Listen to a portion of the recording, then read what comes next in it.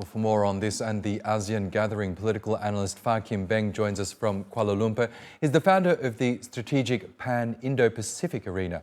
Really good to have you with us, Phar Kim Beng. Let's talk about the ASEAN summit first.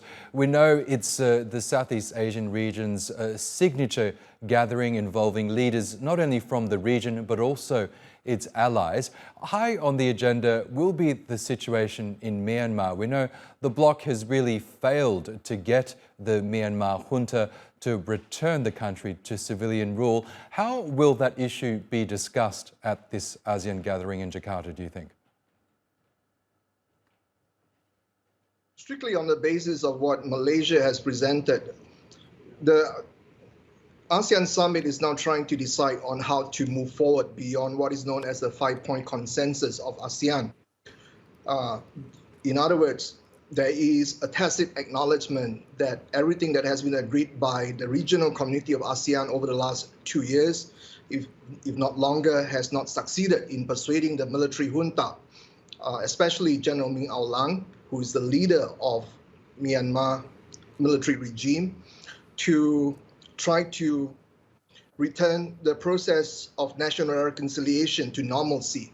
That is an agenda that is not moving forward at all. So to the best of what the leaders can do, basically what the regional leaders will endeavor to attempt to do is try to find various loopholes or pressure points in which the leader or the military junta can basically cede or cave in.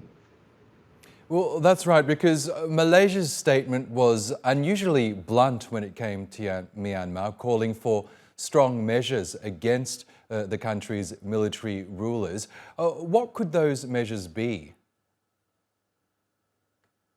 Well, those measures can extend from anything ranging from banking limitations. So for instance, the United Overseas Bank in Singapore has actually refused to have any transactions with the people or the regime in Myanmar.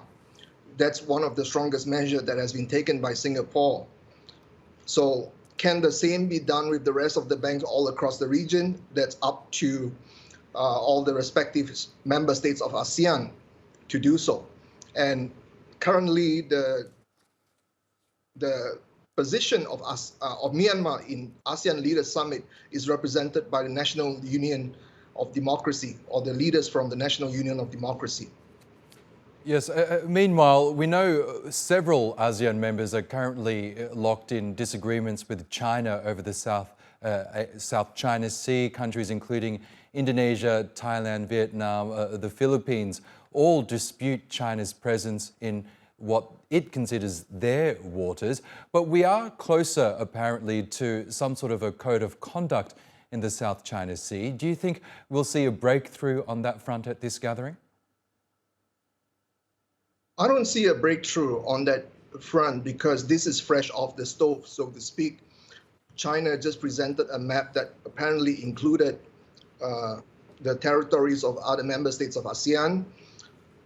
Even though it's presented on the world stage as something that is extremely contentious, but when it comes to China and ASEAN's relationship, the member states of Southeast Asia, there are always room for discussion.